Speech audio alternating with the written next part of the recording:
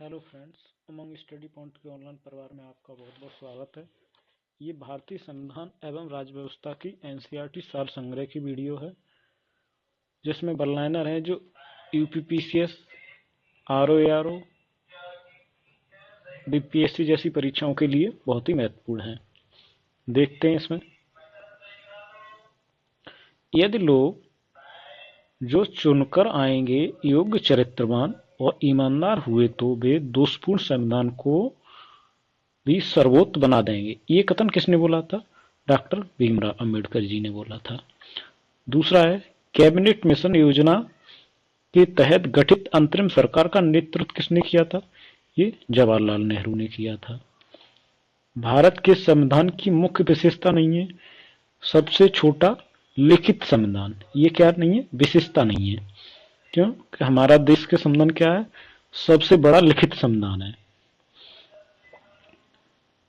भारत जैसे देश के लिए उपयुक्त संघवाद का श्रेष्ठ स्वरूप है। क्या है?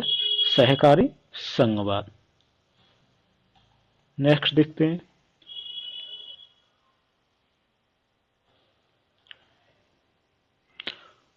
मॉन्टफोर्ट सुधार की सबसे महत्वपूर्ण विशेषता क्या थी?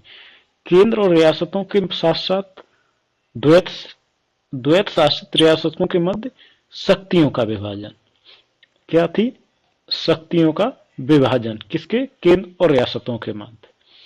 1946 की अंतरिम सरकार में कार्यकारी परिषद के उपाध्यक्ष कौन थे? जवाहरलाल नेहरू। जो 1946 में अंतरिम सरकार गठित की गई थी, उसमें कार्यकारी परिषद का उपाध्यक्ष किसे नियुक्त किया गया था? जवाहरलाल नेहरू को। वह अधिनियम जिसके द्वारा बर्मा भारत से अलग हुआ था, वो था भारत सरकार अधिनियम 1935। भारत सरकार अधिनियम 1935 के प्रावधानों में ब्रिटिश सरकार के अंतिम अधिकार का एक उदाहरण था। 1935 में ब्रिटिश सरकार ने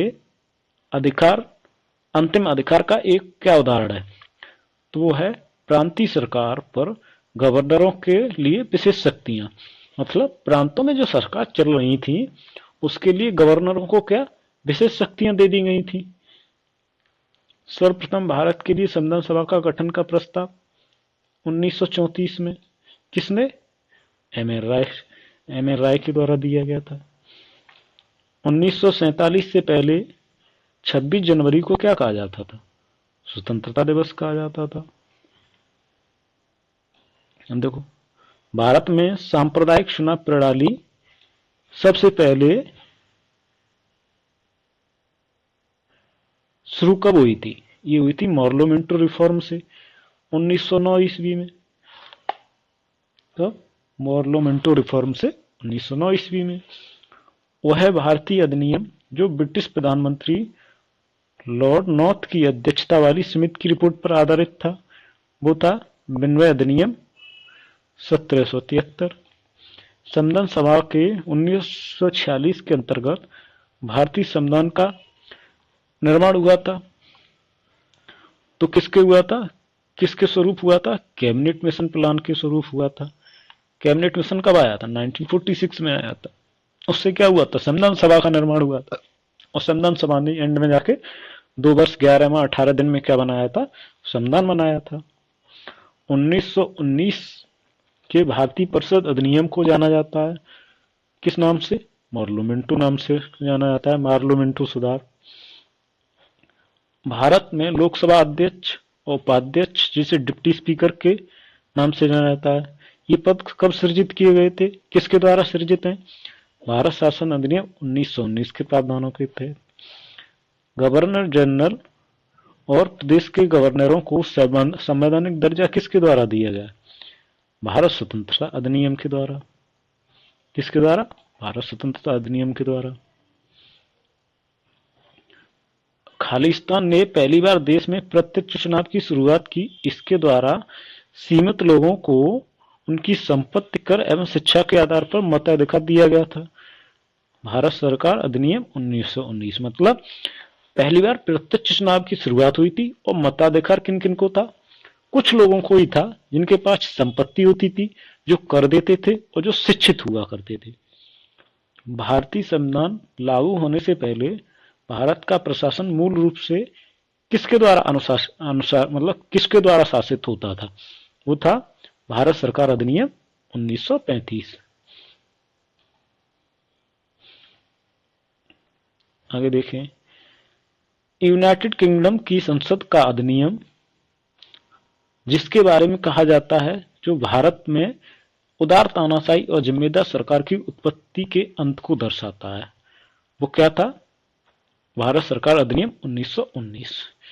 इसका मतलब ये है, अंग्रेजों ने ऐसा कौन सा अधिनियम बनाया था जो भारत में तानाशाही और जिम्मेदार सरकार की उत्पत्ति का अंत दर्शाता है, वो था भारत सरकार अधिनियम 1919। अधिनियम जिसके अंतर्गत ब्रिटिश संसद ने चाय चीनी के साथ व्यापार को छोड़कर ईस्ट इंडिया कंपनी के भारत में साथ व्यापारिक एकाधिकार को समाप्त कर दिया था, वो था 1813 का चार्टर अधिनियम। चाय और चीनी का छोड़ दिया था, बाकी सबकी जितने भी व्यापार था वो क्या कर दिया था? अधिकार समाप्त कर दिए थे। कुछ समय बाद चाय और चीनी के भी कर दिए गए थे।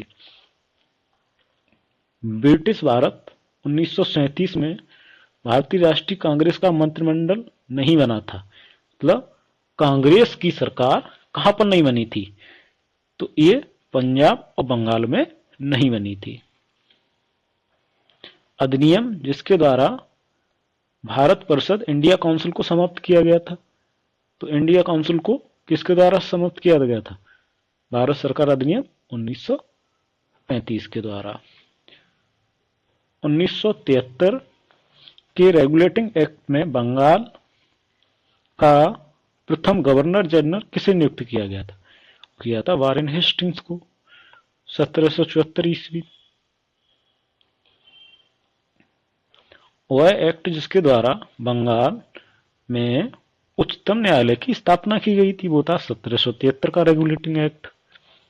हम फिलहाल संविधान निर्मात्री सभा में जाने के निर्णय के अलावा अन्य किसी बात में बंधे नहीं हैं।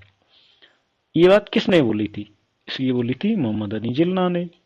क्या बोला था? हम फिलहाल संविधान निर्मात्री सभा में जाने के निर्णय के अलावा किसी बात से बंधे नहीं हैं।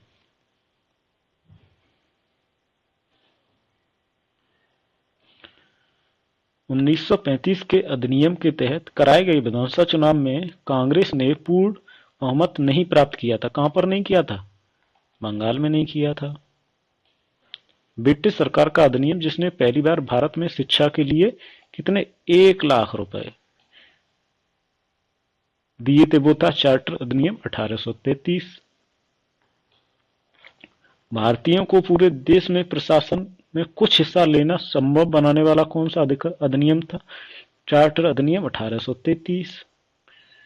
जो प्रशासन में कुछ हिस्सा मतलब प्रशासन में कुछ भागीदारी होने लगी थी 1833 से।